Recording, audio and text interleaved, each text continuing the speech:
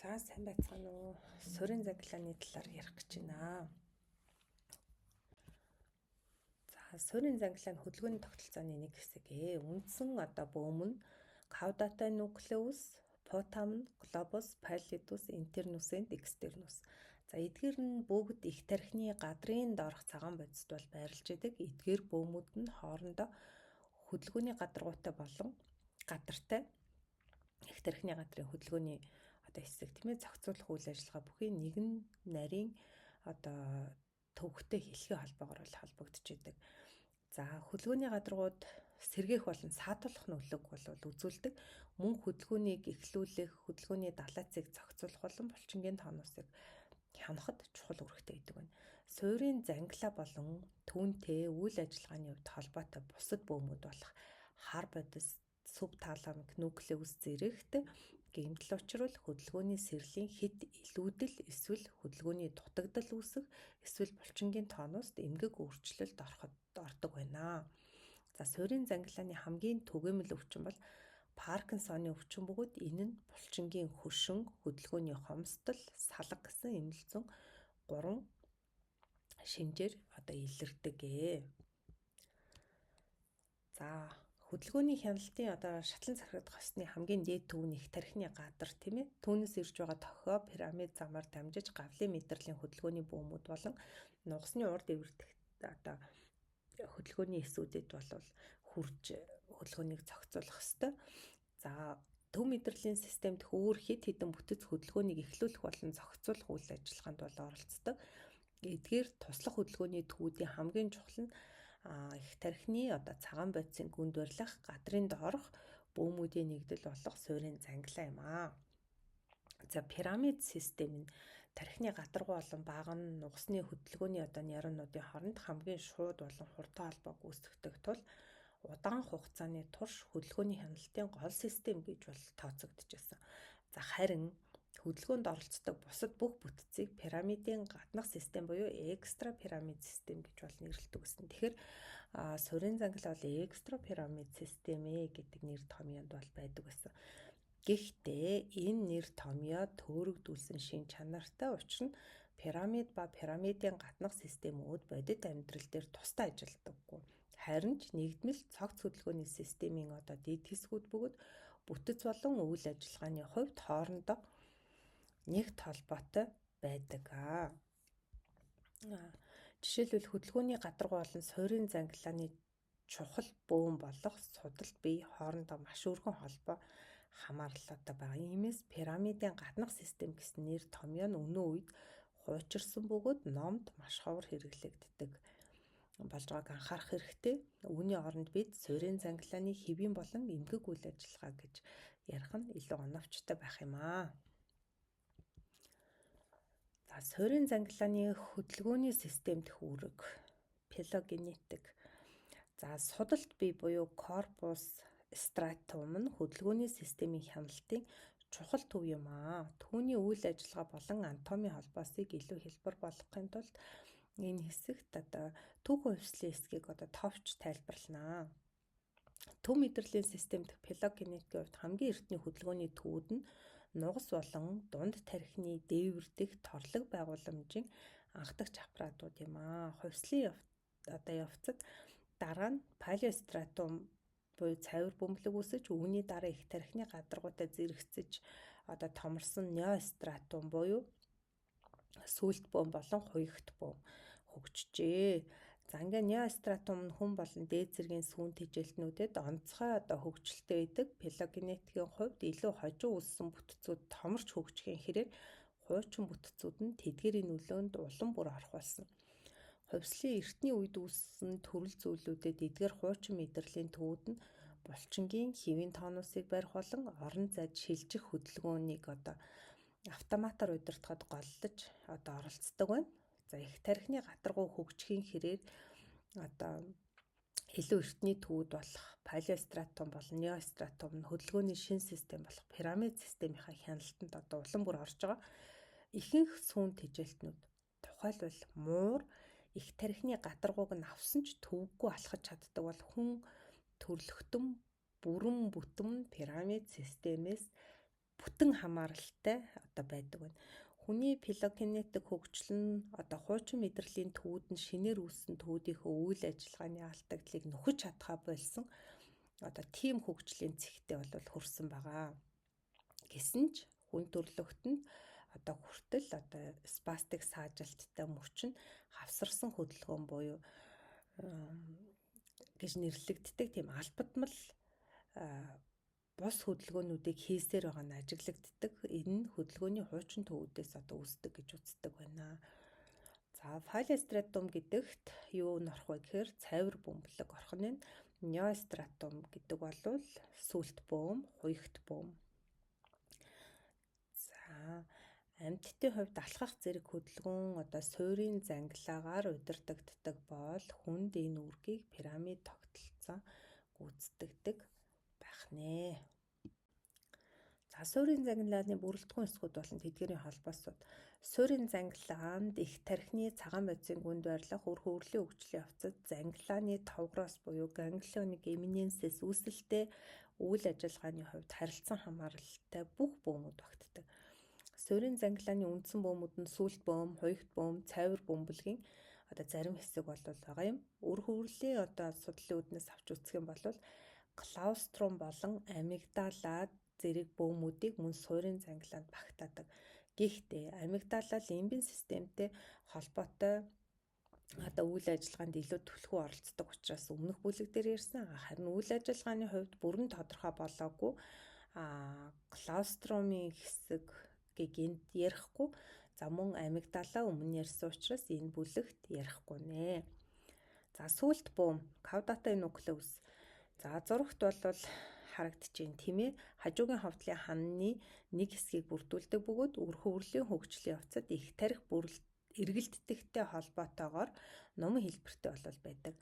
За, сүлт бөөмийн толгой хэсэг нь хажуугийн ховдлын хажуу ханыг бүрдүүлдэг бол сүүл хэсэг нь чамархайн дэлбэн дэх хажуугийн ховдлын доод эврийн дээврийг бүрдүүлж амигдала хүртэл бол үргэлжилдэг юм байна. Иймээс тархины зарим фронтал зүсэлтээр сүлт бөөм нь хоёр өөр байрлалд харагдаж идэг онцлогтой. За, сүлт бөөмийн рострал хэсэг нь хуягт бөөмтэй үргэлжлэн одоо холбогдсон байдаг. За, хуягт бөөм. Хуягт бөөм нь цайвар бөмбөлгөөс одоо хажуу талд байрлах ба түүнийг хуйг мэт бүрхэж рострал болон каудал чиглэлд бага зэргийн илүү гарч байрладаг. Хуягт бөөм болон цайвар бөмбөлг нь медиал медуларны ламина хэмээх цагаан бодисын нэмгэн үеэр тусгаарлагдсан байдаг.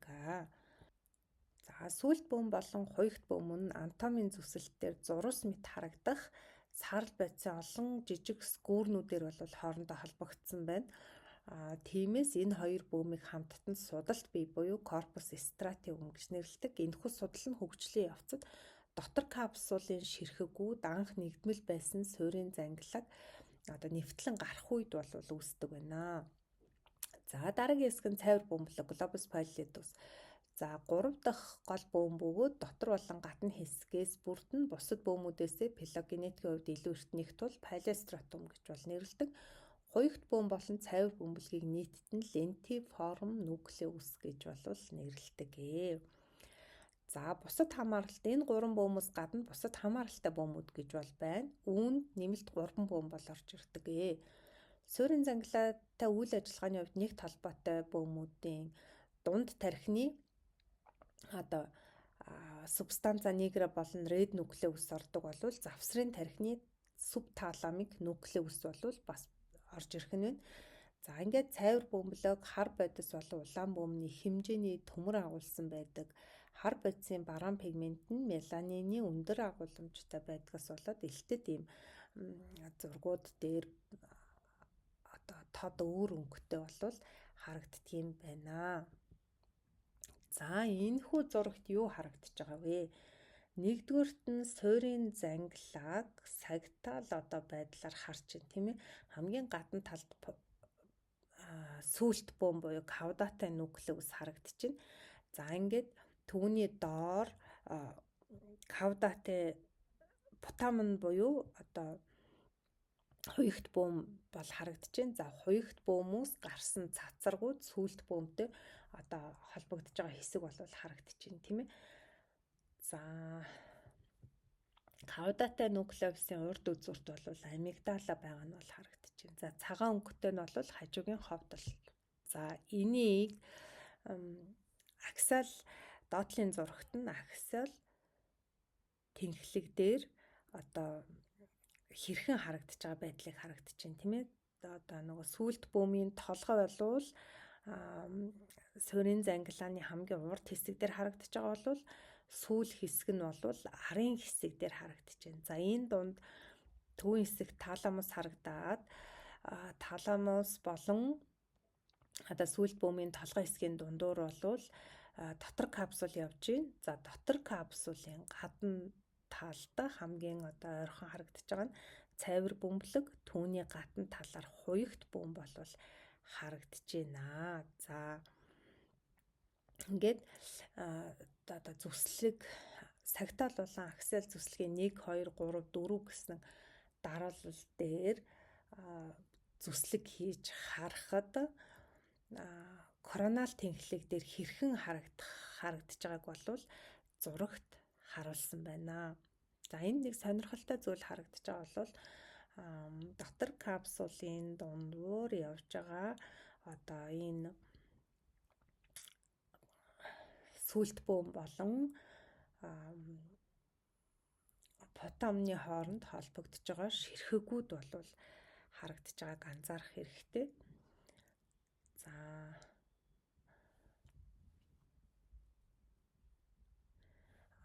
энэ 8-ын 7 дээр жишээ нь буюу одоо 3 дахь зүслэг дээр гэсэн үг шүү дээ тийм ээ.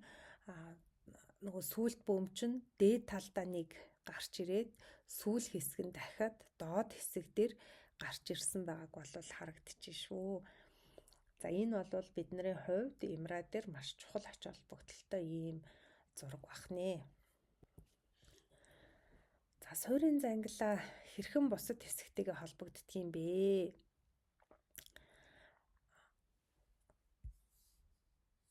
За судалт бие дээрх афферент замууд их тархины гадрын өргөн уудам хэсгээс буюу одоо олон газраас ялангуяа тухны дэлбэнгийн хөдөлгөөний бүсүүд болох 4, 6-гийн А альфа, 6-гийн А бета талбайнуудаас бол мэдээллийг хүлээж авдаг.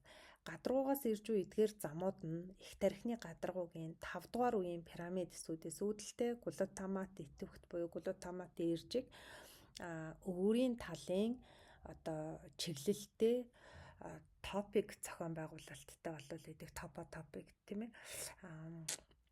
Судалт биеэс тархины гадаргуу руу буцсан эргэх холбоо бол байхгүй гэж үздэг.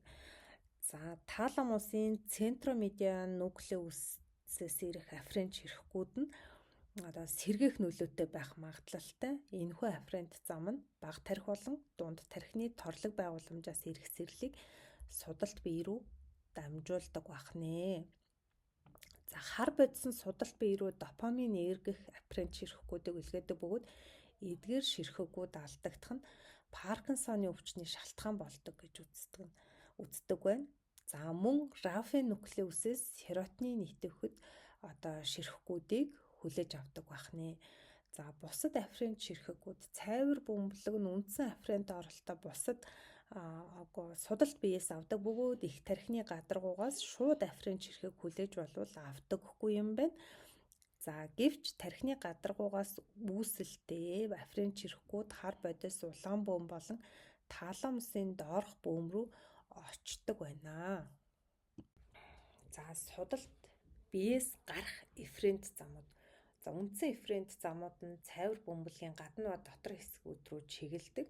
Мөн бусад эфферент ширхгүүд нь хар бодисын нягт хэсэг буюу парс компакта болон торлог хэсэг буюу парс ретикулатаараа бол гардаг. Судалт биеэс гарч буй эдгээр ширхгүүд нь гамк одоо идэвхэд өргөст нейронуудаас одоо үүсдэг бахна. Энэ судалт биед хамгийн түгээмэл тохиолддог эсийн төрөл юм байна. За цайвар бөмбөлгөөс гарах эфферент одоо замууд буюу гол хэсэг нь таламус руу чиглэдэг бөгөөд таламус нь эргээд их тархины гадаргуу руу мэдээлэл дамжуулснаар эргэх холбооны одоо битүү хэлхээ үүсгдэг гэж үздэг юм байна.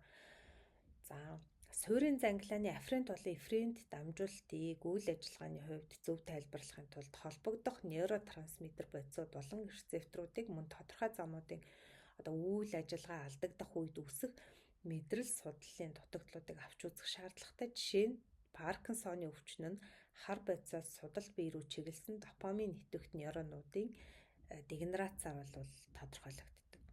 За Паркинсоны өвчний үед ажиглагддаг эмнэлзэн шинж тэмдгүүд нь эрүүл хүний негростратал буюу хар бодисоос судалт биеийн системийн гүйцэтгэх үүргийг ойлгох түлхүүр болдог байна.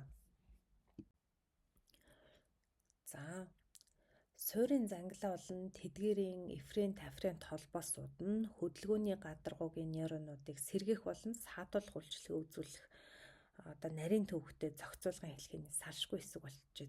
Эдгээр хэлхээ доторх мэдээллийн дамжуулалтыг сэргэлтийн явах анатомийн зам болон синапс бүрт оролцож байгаа нейротрансмиттер рецепторуудээр нь бол тодорхойлж болно.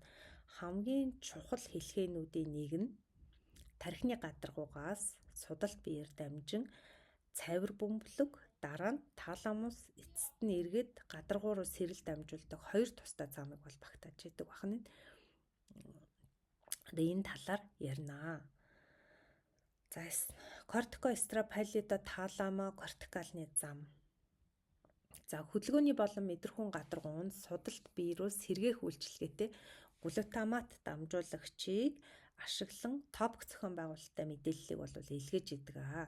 Судалт биеэс цааш суурин занглааны хэлхээ нь шууд болон шууд бус гэсэн хоёр хэсэгт бол хуваагдчихдаг бахнэ. За шууд зам. За гам гитвэгт бөгөөд судалт биеэс цайвар бөмбөлгийн дотоод хэсэг рүү чиглэдэг бахнэ.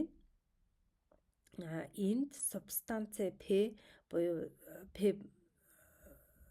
хамда дамжуулагчаар ажилладаг. Цайвар бөмбөлгөөс цааш уг зам таламусын глутамат итвэхэд төсөөллийн нейронууд руу шилжиж улмаар их тархины гадаргуу руу буцсан хэлхээ битүүрдэг бахнэ. За шууд бус зам.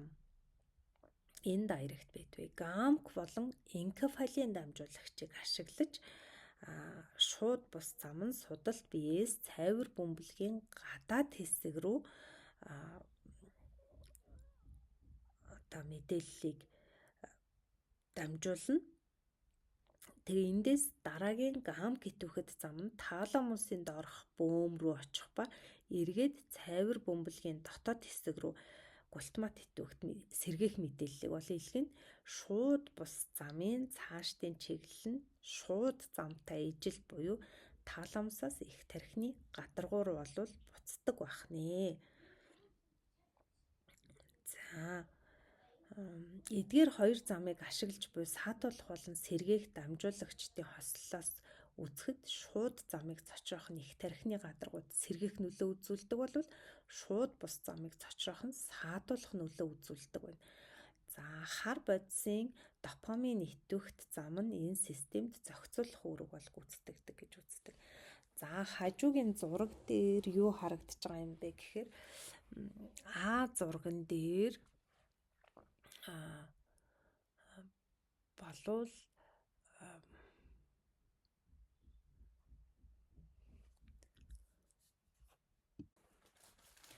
за зураг дээр шууд болон шууд бус зам харагдаж байна. Эхний зурагт болвол за тэгэхээр шууд зам болвол их тархины гадраас стратумаар дамжаад глобус паллидус интерна руу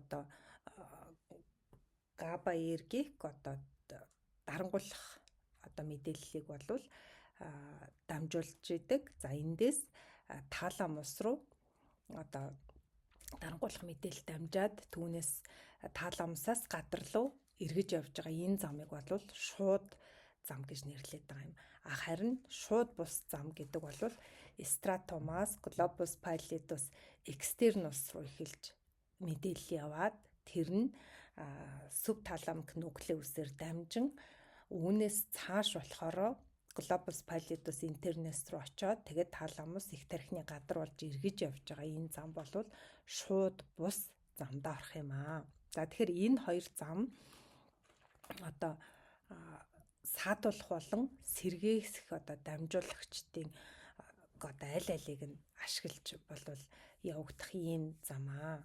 За тэгвэл Паркинсоны өвчний үед юу болох вэ гэхээр стратомаас глобус паллидус интернус руу явж байгаа мэдээлэл бол алдагдана.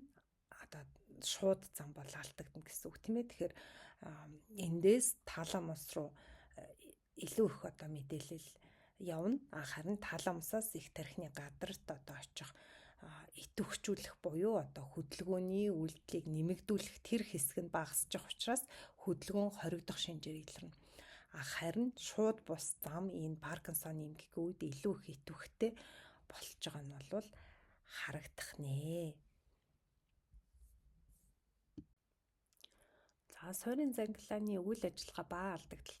Суурин зангилааны хэвийн үйл ажиллагаа хөдөлгөөний олон үйл явцад тухайлбал сэтгэл хөдлөлөө илэрхийлэх, мэдрэхүүн болон хөдөлгөөний сэрлүүдийг нээгтгэх, мөн танин мэдхүүн үйл явцад оролцдог. Хөдөлгөөний үйл ажиллагаа шууд бусаар буюу их тархины гадаргуугийн хөдөлгөөний өмнөх хөдөлгөөний болон нэмэлт хөдөлгөөний бүсүүдэд нөлөөлөх замаар бол хэрэгжүүлдэг. Үйл ажиллагааны гол үүрэг нь зорилгот хөдөлгөөнийг эхлүүлэх болон дэмжих, мөн хөдөлгөөнийг саадгүй үр дүндээ гүйцэтгэхэд саадуулж болзошгүй хүсээгүй буюу албадмал нөлөөллүүдийг дарангуулах байх нь. За түнчлэн зах хязгаарын мэдрэлээс ирэх проприоцепти буюу биеийн байрлалын мэдрэмжийн эргэх холбоог ашиглаж хөдөлгөөний гадаргуугаас үүсэж буй хөдөлгөөний загвар буюу хөтөлбөрийг бодит хөдөлгөөнтэй харьцуулж хөдөлгөөнийг тасралтгүй засаж сайжруулах сервоконтрол механизмын үүрэг гүйцэтгэдэг байна. За суурин зангилааны гэмтэл нь түүний байрлал хэмжээнээс хамааран хөдөлгөөнийг нарийн төвхтэй эмгэхгүйд болон танин мэдхүүн янз бүрийн хямралуудыг бол үүсгэдэг. Эмнэл зүүн эмгэгүүд нь хөдөлгөөнд дутагдах буюу гипокинез эсвэл хит ихсэх буюу гиперкинез одоо үүн дотор хорой, атетоз, баллизм одоо хэлбэрээр илэрч болно. За булчингийн тонусын эмгэгүүд нь дээрх хоёр төрлийн өөрчлөлттэй одоо хавсарна. Гипокинез, гипертонус, гиперкинез, гипотонус. Гэхдээ булчингийн тонусын өөрчлөлт нь суурин зангилааны үйл ажиллагааны алдагдлын цорын ганц шинж буюу хөдөлгөөн ихсэх болон багасхтай хамааралгүй байж болно. За мөн энэ тохиолдолд одоо Вильсны одоо суурин зангилааны эмгэгийн өөр нэгэн өвчин нь болвол Вильсны өвчин. Энэ өвчний үед янз бүрийн бөөмөд болон дэд системүүд тархмал байдлаар гэмтдэг бөгөөд дээрх шинж тэмдгүүд хавсарч илэрдэг. Энэ бүлгийн үндсэн хэсэгт бид суурин зангилааны одоо хэд хэдэн өвчний талаар болвол ярина. За одоо суурин зангилааны одоо гэмтлийн үед үүсэх үндсэн эмгэгүүдийг нэг нэгээр нь ярих гэж байна. За хамгийн одоо амьдралд элбэг тохиолддог бол Паркинсонизм. Өөрөөр хэлбэл жинхэнэ Паркинсоны өвчин биш, Паркинсоны өвчний үед илэрдэг шинж тэмдгүүд хэд хэдэн өвчний үед илэрхийг бол Паркинсонизм гэж нэрлэнэ. За шалтгаан болон эмгэг жамын хувьд идиопатик Паркинсоны өвчний үед хар бодисоос судал бие рүү чиглэсэн допамин итвэхэд дамжуулалт одоо гэмтнэ. Үүний үр дүнд судал биеийн нейронуудын гамма итвэхт үйл ажиллагаа эрчимжиж улмаар суурин зангилааны шууд бус хэлхээний итвэх хит ихсдэг. Үүний зэрэгцээ таламусын доорх бөмбөн итвэхчлэн нэмэгддэг бөгөөд энэ нь таламусын глутамат итвэхт нейронуудыг хит ихээр саатуулдаг байна. Ингэснээр суурин зангилааны хэлхээний одоо гаралт дээрх ерөнхий саадуулалт үүсэж улмаар тархины гадаргуугийн хөдөлгөөний бүсүүдийн итвэхчлийг бууруулдаг байх нэ. За энэ өвчний одоо нейропатологийн одоо онцлог шинж бол эсийн доторх левин бие гэж нэрлэгддэг агуулмжууд байдаг юм. Левин биеийн үндсэн бүрэлдэхүүн хэсэг нь альфа синуклеин уурга. Энэ уурга нь одоо тохиолдлын Паркинсоны одоо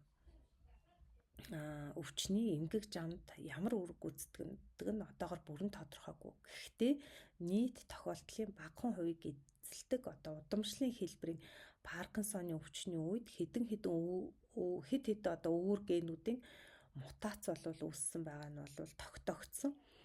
сонирхолтой нь мутацууд нь мөн альфа-синуклеины ген ажиглагддаг бөгөөд энэ нь допамин итвэхт нейронуудын мөхөлд шууд эмгэг нөлөө үзүүлдэг гэх нь бол харагддаг. За удамшлын хэлбэрүүд нь ихэвчлэн өвчин, эрт эхлэх болон өвөрмөц эмнэлзэн шинжээр ялгагддаг нь бол харагддаг. Паркинсоны 1-2 генүүд байна тийм ээ. За ингээ аль хромосомын байрлал дээр байдаг нь бол харагдчихэв. За дараагийн мөрөнд ямар зүйлийг кодолдог ген юм бэ гэж. Тэгэхээр парк 1 жишээ нь альфа-синуклеин байна тийм ээ. Мөн парк 4 нь альфа-синуклеинийг кодолж байна. Хөдөлгөөний өөрчлөлтөөс илүү аутосомын доминантаар юм уу ресивер удамшиж гэнүү гэдгийг харуулад Левийн бодийн өөрчлөлт гардаггүй юу? Эмнэлзэн ямар шинж илэрдэг юм бэ гэсэн чинь жишээ нь энэ дээр бол тэнэгрэл байх нэ. За идиопатик Паркинсоны өвчнөөс гадна шинж тэмдгийн Паркинсон буюу симптоматик паркинсонизм гэж юм бол байдаг. За мэдрэлийн эсийн дегенерацаас үүссэн энэхүү жинхэнэ идиопатик Паркинсоноос гадна төв мэдрэлийн системийн бүтэц үрвслийн гэмтэл эсвэл хорт бодисын нөлөөгөөр үүсдэг шинж тэмдгийн Паркинсонизм бол байгаа. За зарим төрлийн эмийн бодис буюу нейролептикүүд, бөөлжилтийн эсрэг эм, кальцийн антагонист, резерпийн агуулсан даралт буруулах юм. За мөн энцефалит, цус хомсрох харвалт, хордлого болон бодисын солилцооны хямралаас бол энэ шинж тэмдгийн Паркинсонизм үүсэж болно. Хэрв Паркинсоны өвчний ердийн шинж тэмдгүүд нь суурийн занглаанаас гадуурх төв мэдрэлийн системийн бусад бүтцийн алдагдлыг илтгэх шинжүүдийг агуулж явах юм бол Паркинсон нэмэх хам шинж гэж бол нэрлэдэг. За үүнд бие даасан хэд хэдэн өвчнүүд бол орно. За нэгдүгüүрт нь Стив Ричардсон Олшевскийн хам шинж буюу прогрессив супрануклеар пальси. Паркинсонизмын шинжүүд илэрхээс гадна босоо чиглэлийн харцны саажилт болон хүзүүний булчингийн илэрхий хөшингүй илэрнэ. За мөн олон тогтолцооны хатангаршил гэдэг өвчин байна тийм ээ. Multiple system atrophy, автоном мэдрэлийн системийн гүнзгий алдагдал, энэ нь жишээ нь даралт унах шинжээр илэрч байдаг.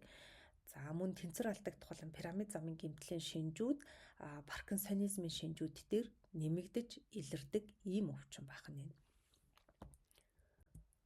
За Паркинсонизмын шинжүүд судалт биед допамин итвэхт африн чирхэхгүй талдагдаж дур зоргын хөдөлгөөн багасах буюу гипокинез булчингийн тонус тасралтгүй өндөр байх буюу хөшинг мөчтөд 50 амрах үед 4-6 Гц-ийн давтамжтай салга болвол илэрдэг бахны үндсэн 3 шинж байна тийм ээ. Гипокинез, ригид тэгээд 50-ийн тремор. За Паркинсоны өвчин нь давмгайлж буй хөдөлгөөний шинж тэмдгээр 3 үндсэн хэлбэрт бол хуваагддаг. Нэгдүгээрт нь акинетик ригид хэлбэр. Энэ хэлбэрийн үед хөдөлгөөн ихээр хомсдож, алхах үед гараа савлахаа болох, чирэх мэт удаан алхах, нүүрний хувирлгүй болох, тийм өвөрмөц бөхтөр байрлал авах шинжүүд эрт үед ажиглагддаг. Зарим өвчтнүүд эхлээд мөр хөших зовир хилдэг нь онш тодорхоос өмнө гэмтэл соггийн эмч рүү буруу илгээгдэх шалтгаан болдог байна. За дараагийн хэлбэр бол салга давмгайлсан хэлбэр. Өвчтнүүд голчлон 50 байх үедээ навдан давтамжтай салга чичрэлтээс болж салга ген зовир хилж ирдэг байна. Энэ нь өвчний ихэнх үед ихэвчлэн биеийн нэг талд илэрдэг бөгөөд эрх эргүүлэх мэт хөдөлгөөнөөр илэрдэг. За холимог хэлбэр хөдөлгөөн хомсдох, булчингийн хөшинг, салгасан шинжүүд зэрэг илэрхийг хэлдэг байна. За суурин занглааны гэмтлийн үед үүсдэг дараагийн эмгэг бол хорой. За хамгийн том төлөөлөгч нь Хантингтоны өвчин. За автосомын доминант хэлбэрээр удамшдаг энэхүү эмгэг нь 4-р хромосом дээр байрлах Хантингтон ген дэх CG тринуклеотидын давтагдал ихснээс үүсдэг. За Гестапатологийн үндсэн шинж нь судалт биедэх дунд хэмжээний энкефалин гам гэтвэх дөрвөс нейронуудын дегенерац юм аа. Эдгээр нейронууд алдагдсанаар суурин занглааны шууд бус замын эхний шатанд саатуулалт үүсдэг. Үүний улмаас таламусын доорх бөөмийн саатуулах нөлөө ихсэж, энэ нь эргээд таламусын гультамат идэвхт нейронуудын саатуулалтыг бууруулахад хүргэдэг. Үр дүнд нь тархины гадаргуугийн хөдөлгөөний нейронууд хит ихээр ихсдэг бахнэ. За эмнэл зүйд Хантингтоны өвчин булчингийн олон бүлгийг хамарсан эмх замбраагүй мэт харагдах богино хугацааны албадмал хөдөлгөөнүүдээр буюу хорио бүжил мэт тодорхой үүсдэг бахнэ. Өвчтөн эхэндээ эдгээр хурдан хөдөлгөөнүүдээ дур зоргын хөдөлгөөнтэйгээ хольж харуулахыг хичээдэг тул хөндлөнгийн хүмүүс үүнийг албадмал хөдөлгөөн гэж анзаардаггүй, зүгээр болох эсвэл тогтворгүй хүн гэж анзаардаг байна. Гэвч өвчин даамжирахын хэрээр хөдөлгөөн хит ихсэх буюу гиперкинез нь ширүүн болно, хянахад хэцүү болно. Нүүрний булчин татуулзах, ярвайх хэлбэрээр илэрх ба өвчтөн мөчтөө амраах эсвэл хилээ хэдэн секундээс илүү гаргаж барих боломжгүй болдог. Эдгээр асуудал нь хэл ярианы өөрчлөлт буюу дисартри, залгих үйл ажиллагааны алдагдал буюу дисфагигаар дамжирдаг. Сэтгэл санааны тогтворгүй дарамттай үед эдгээр албадмал хөдөлгөөнүүд улам ихсэж зөвхөн ундах үед зогсдог. Өвчний хожуу шатанд хөдөлгөөний ихсэлт багасж оронд нь булчингийн тонус хөршүүн болох буюу зарим тохиолдолд дистоны хэлбэрээр өөрчлөгддөг. Мөн өвчтний танин мэдхүйн чадвар буурч даамжирсан тэнэгрэл болвол үүсдэг бахнэ. За дараагийн үндсэн эмгэг бол баллизм буюу дистони. Баллизм гэдэг бол савч хөдөлгөөн. Энэ ховор тохиолддог хөдөлгөөний эмгэг нь таламусын доорх бөөм гэмтснээс үүсдэг. Энэ үед мөчний параксимал буюу их биед ойрхон үеүүдээс эхлэлтэй, далайц ихтэй, шидэх эсвэл савлах мэт албадмал хөдөлгөөнүүд үүсдэг.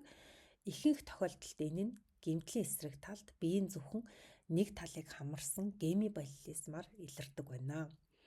За тэгвэл дистони энэ эмгэг нь үе мөчний хачирхалтай хөдөлгөөн, мөрийж тахисан байрлал үүсгдэг, удаан үргэлжилсэн албадмал булчингийн агшилтаар бол тодорхойлогддог. Суурин занглааны өвчнөөс үүдэлтэй бусад олон төрлийн хөдөлгөөний эмгэгийн адил дистонийн анхаарал төвлөрүүлэх эсвэл сэтгэл санааны дарамтын үед бол дордож, унтах үед сайжирдаг. Дистоны илрээгүй байх үед нөлөөлөлт өртсөн мөчний идэвхгүй хөдөлгөөний булчингийн тонус буурах хандлагатай. Дистоны дотроо олон төрөл байна. Фокалны дистони зөвхөн нэг бүлэг булчинг хамардаг. Жишээ нь блефароспазм буюу нүдний дуграг булчин агшснаас нүд албатмал анивчих хөдөлгөөн хийн.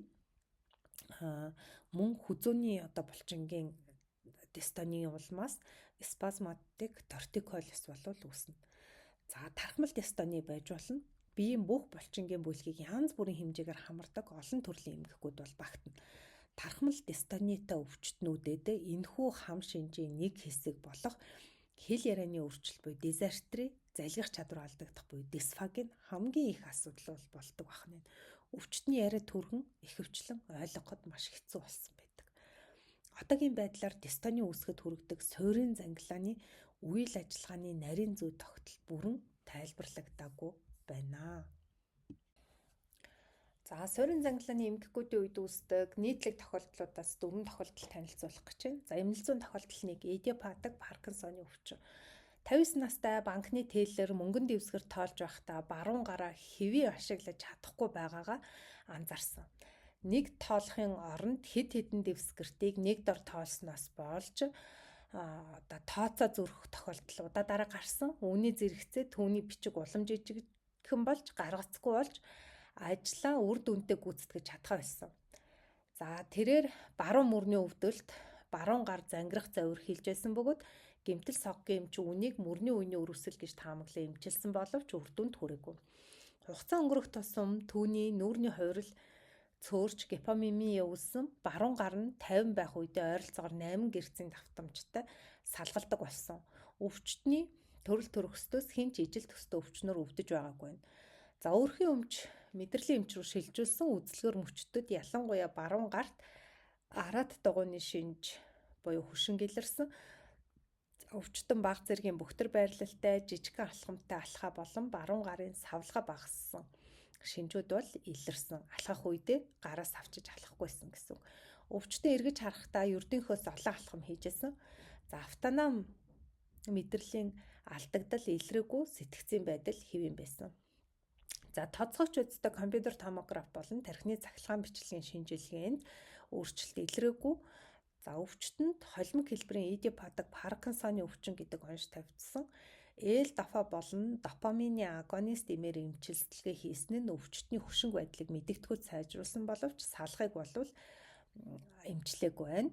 За гэхдээ одоо банкнда эргэн орж одоо өмнөх ажлаа үргэлжлүүлэн хийх боломжтой болсон байна. За шинж тэмдэг илэрснээс 4 жилийн дараа эмийн тунг нэмсэн боловч хөдөлгөөний эмгэг нь уламд орцсон, өвчтөн орондоо хөрвөхэд хэцүү болж нүүрний арьс тослогдох эмгэгээс одоо шаналж эхэлсэн. За үүнээс 2 жилийн дараа түүнд Л-дофагийн үйлчлэл тогтворгүй болж тун бүрийн үйлчлэх хугацаа богиносж үе үе албатмал илүүдэл хөдөлгөөн буюу дискинези илэрч эхэлсэн. Л-дофагийн удаан одоо задралтай одоо бүрхүүлтэй хагас задралын хугацаанд урт допамины агонист руу эмийг сольсон ч одоо төр зургийн л үр дүн өгсөн байна. Эцэст нь өвчтөн мэдрэлийн мэс заслын эмчилгээ буюу deep brain stimulation-ыг таламсын доорх бөмбөгийг байнгын одоо цоцрох зорилгоор бол тавьсан. Энэ нь хөшинг байдал болон хөдөлгөөний хомсдлыг мэдэгдэхүйд сайжруулж салгыг бүрэн биш ч тодорхой хэмжээгээр болвол намдаасан. Л-дофагийн тун мэдэгдэхүйд буурсны дараа ч эдгээр сайжралт хадгалагдсан хэвээрээ байсан байна. За эмнэлзэн тохиолдолд 2 Хантингтоны өвчин. За 34 настай чадварлаг залуухан ажилтнанд дөрвөн мөчийг нь хамарсан хянах боломжгүй хөдөлгөөний одоо тайван бус байдал одоо үүсч эхэлж байгаагаа анзаарсан. Хамт ажилладаг хүмүүс нь түүнийг гид зүйлс ойр ойрхон алдаж унгаж байгаад нь одоо тохорхоод эцэст нь түүнийг аригчин байж магадгүй гэж одоо сэжгэлсэн. За жилийн дотор түүнд дизартри буюу хэл ярианы өөрчлөлт илэрсэн, хэл ярианд хитрхи суул, эдрээтэй ойлгоход хэцүү болсон. Тэрээр орчин тойрондоо бага анхаарал хандуулж өдөр тутмын хэвийн үйл ажиллагаандаа сонирхолгүй болсон бөгөөд улам бүр удаан хүндрэлтэй болж исэн. Эцэст нь тэр хамгийн энгийн зүйлийг ч анзаарах байсан. Хэдхэн минутын өмнө өгсөн даалгаврыг ч мартдаг болсон. Тэрээр ажлаасаа халлагдаж түүнээс хойш ажилгүй хэвээр үлдсэн. 3 сарын дараа эхнэрийнхэн шаардлагаар нарийн мэрэгжлийн эмчэд ханджээ. За гэр бүлийнхэн түүхийг одоо судалж явах явцдаа өвчтний эцэг нь 40 наснаас эхлэн ижил төстэй хөдөлгөөний эмгэгээр шаналж байсныг нь олж мэдсэн.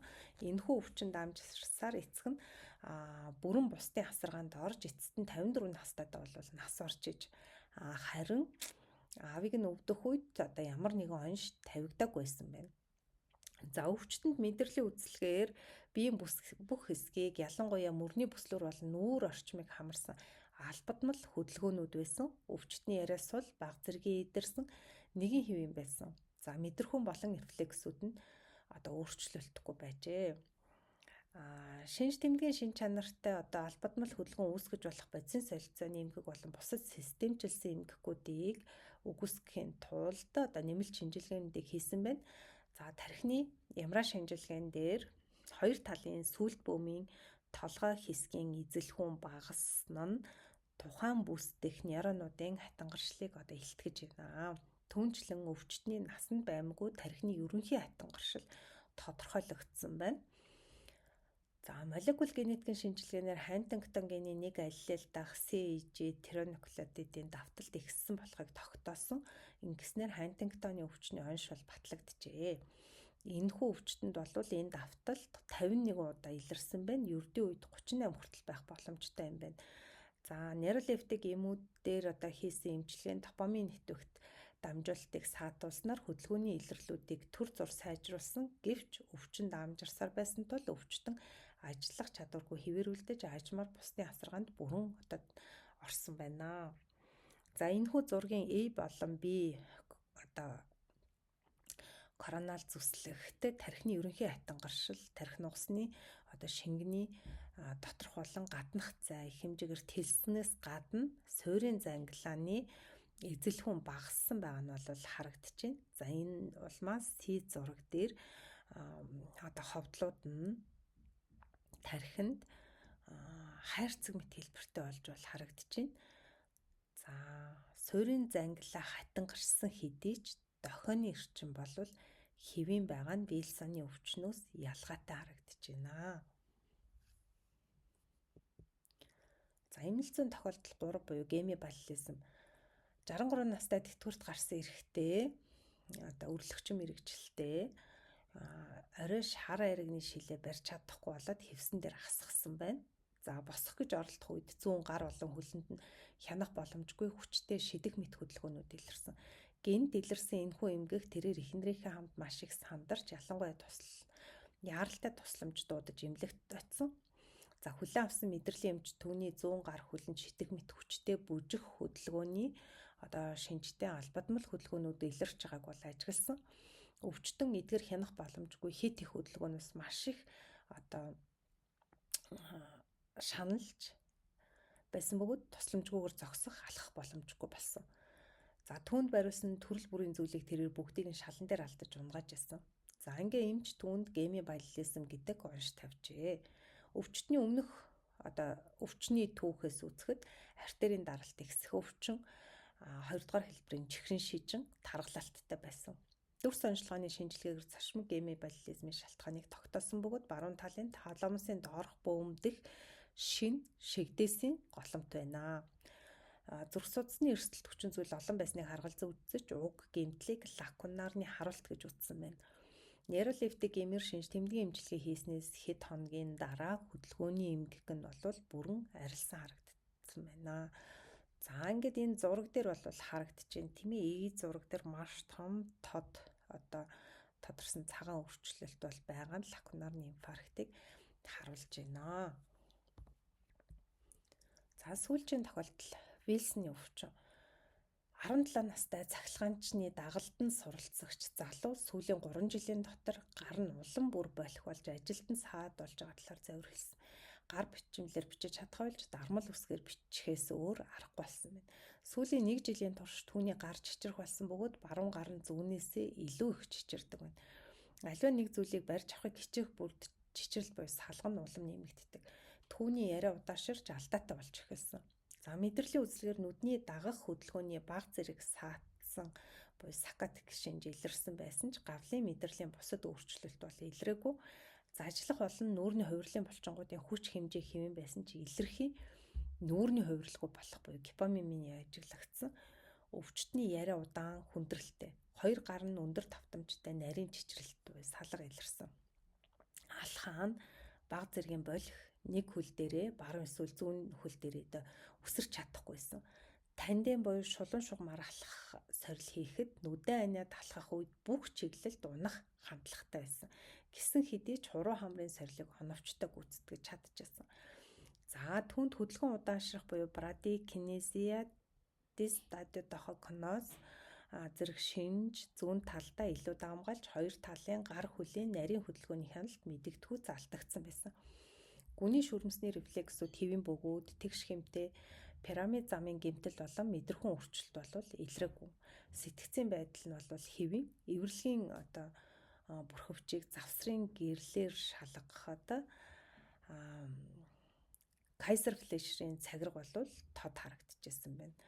За тархины соронзор наснаас томографийн Т2 жинлэгдсэн дараалал суурийн зангилаа болон таламус, дунд тархи болон бага тархинд тэгш хэмтэй дохионы илэрхий өөрчлөлтүүд бол илэрсэн. За энэхүү дохион хуягт бөмбөд ялангуяа гадна талдаа тод цагаан харагдаж байсан ба 2 талын цайвар бөмбөлөгт бараан харагдаж байна. За мөн сүлт бөмбөд таламусын хажуу хэсэг дунд тархи ялангуяа улаан бөмбөд бага тархины хөлөнд дунд зэргийн дохионы өөрчлөлт бол ажиглагдж байгаамаа. За өвчний түүх биеийн үзлэг болон соронзор наснаас томографийн эдгээр өөрчлөлтүүд нь Вильсоны өвчний оншийг илтгэж байгаа бөгөөд нэмэлт шинжилгээгээр бол батлагдсан байна. Өвчтний шээсээр ялгарах цэсийн хэмжээ маш өндөр цусан дах цэрвүлэ плазмын агуулмж бага байсан байна. За суурин зангилаа таламусын хажуу хэсэг дунд тархи болон бага тархины хөлөнд тохио ихсэн нь одоо цусан дах цэсийн агуулмж ихснээс үүдэлтэй тархины паренхимийн хортой өөрчлөлтийг илэрхийлдэг. Нөгөө талаас цайвар бөмбөлөх тохио буурсан нь тухайн хэсэгт эцэс шууд хоримтлагдсантай холбоотой байж магадгүй юм аа.